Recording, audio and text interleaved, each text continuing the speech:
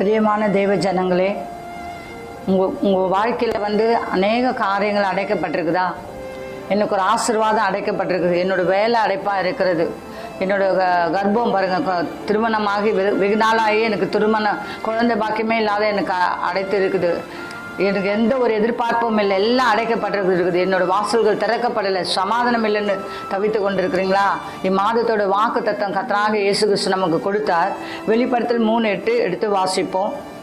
உன் கிரியைகளை அறிந்திருக்கிறேன், உனக்கு கொஞ்ச பலன் இருந்தும் நீ என் நாமத்தை மறுதலியாமல் என் வசனத்தை கை கொண்டபடியினால் இதோ திறந்த வாசலை உனக்கு முன்பாக வைத்திருக்கிறேன், அதை ஒருவனும் பூட்ட மாட்டான். அல்லேலூயா, அல்லேலூயா.